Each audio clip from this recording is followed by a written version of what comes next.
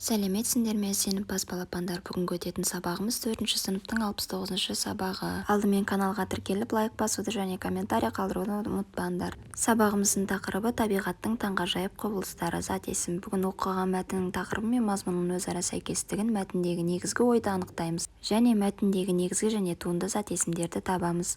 Сабақ түсінікті болу үшін негізгі және туынды зат есім дегеніміз не? Соған тоқталып өтейік. Зат есім негізгі және туынды болып екіге бөлінеді. Негізгі зат есім негізгі түбірден болған зат есім болса, туынды түбір сөзге жұрнақ жалғау жарғалы жасалған зат есімдерді айтамыз. Мысалы, негізгіге ана, жер, көз деген сияқты мысалдар келтірсек, туындыға іскер, байлық, кезекші деген сөздерді келтіруге болады. Яғни іс сөзі негізгі зат есімнің орнында тұрады да не деген сұраққа жауап береді. Оған керін жұрнағын жалғаған жағдайда кім деген сұраққа, яғни іскер деген сөз шығады. Сол сияқты байлық сөзінде бай кім, байлық не, кезек не, кезекші кім деген сұраққа, яғни сұрақтары өзгереді екен. Ереже түсінікті болса, 22-ші жаттығу мәтінді оқы. Ұзақ. Бірде орман ағаштарын ауруға шалдықтыратын жебір құртпен күрес жүргізетін арнайы бригада шақырылады. Мұнда келген бригаданың адамдары орманда қаптап ұшып қонып жүрген ұзақтан басқа бірде-бір жұлдыз құртты көре алмай қайран қалады. Сөйтсе ұзақ келіп жұлдыз құртты тазартып қойған екен. Ұзақ мешкей құс. Ол тояттау үшін тойылып жатқан зиянды жәндіктер қажет. Ал балапандарды пайда болған кезде бұрынғыдан да көп жұмыс істеуіне тура келеді. Ұзақ әдетте топтасып ағаш басына ұя салады. Зиянкес жәндіктерді жойып табиғатқа қыруар пайда келтіреді. Рас, ұзақтардың кейде жаны көктеп келе жатқан бидай, жүгері, күнбағыс өскіндерін жұлып жейтіні бар.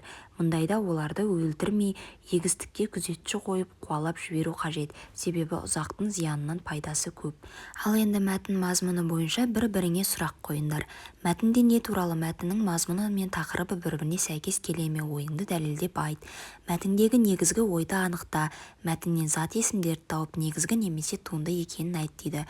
Мәтін мазмұны бойынша бір-бірімізге сұрақ ойластырып, жауабымен жазып шығайық. Мәтіннің мазмұны бойынша осындай сұрақтар жауап алуға болады. Ұзақ қандай құс? Ұзақ мешкей құс. Ұзақтың негізгі азығы не? Ұзақ толып тұрған зиянды жәндіктермен және жұлдыз құрттармен тамақтанады. Ұзақ ұясын қайда салады? Ұзақтар әдетте топтасып ағаш басына ұя салады. Ұзақтың пайдасы неде? Ол зиянкестерді жойып табиғатқа қыруар пайда әкеледі. Ал енді мәтіннің мазмұны мен тақырыбы бір-біріне сай келе ме? Мәтін ұзақ құс туралы баяндалған. Мәтіннің аты мен мазмұны бір-біріне сай келеді. Ұзақ құс деп те өзгертуге болады. Мәтіндегі негізгі ой екінші шегіністе көрсетілген, себебі нақты деректер сол жерде көрсетілген. Ал бұл мәтіндегі негізгі зат есімдер орман, ағаш, ұзақ, құс, балапан, жәндік, жұлдыз құрт, табиғат, құрт, бидай, күнбағыс, жүгері деген сөздер. Ал туынды зат есімге күзетші, зиянкес сөздері түседі. Яғни күзет және де зиян сөздерінен туындап тұрған зат есімдер. Бізде келесі жаттығу жаңылтпашты жатқа жаз. Шын еңбекшіл өрмекші, өрмекші, шын өрнекші. Туынды зат есімдерді тауып сөз құрамына талда дейді. Бұл жерде бізде туынды зат есім болып тұрған сөз өрнекші сөзі. Яғни өрнек деген түбірден шыққан, өрнек болып тұрған кезде зат есім не деген сұраққа жауап береді. Ал ші деген, яғни жұрнақ жалғанған кезде өрнекші кім деген сұраққа жауап береді екен. Яғни өрнек, өрнекші. Яғни зат есімнен зат есім тудырып тұрған жұрнақ арқылы зат есімге айналып тұр екен.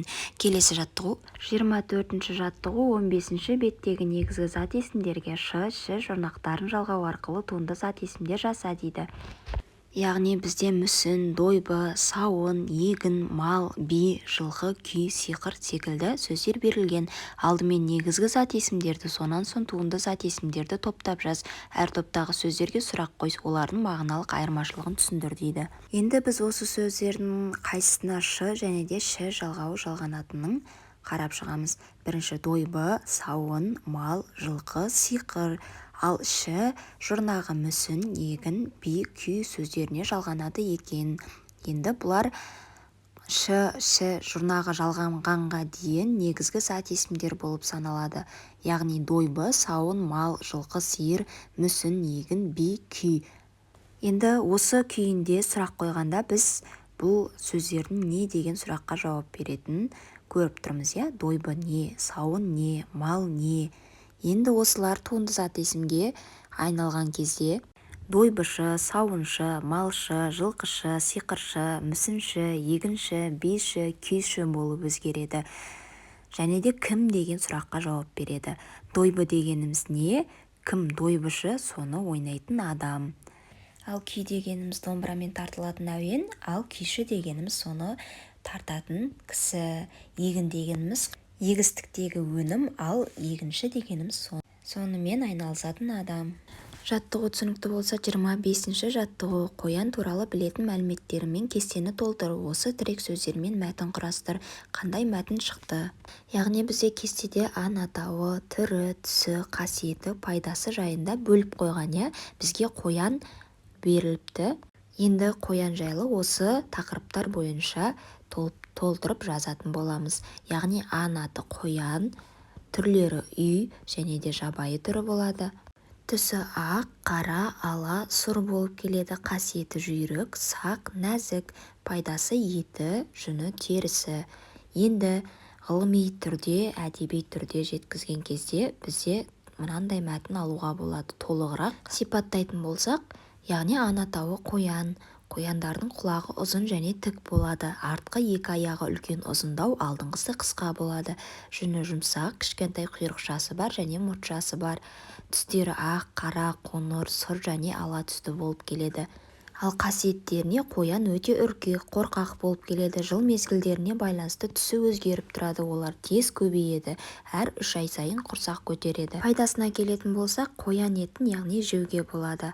Өте жұмсақ болып келеді. Қоян еті жүкті әйелдерге пайдалы және жүнінен терісін пайдалануға, түрлі бас киімдер тігуге болады. Сабақ түсінікті болса, сау болыңдар балалар.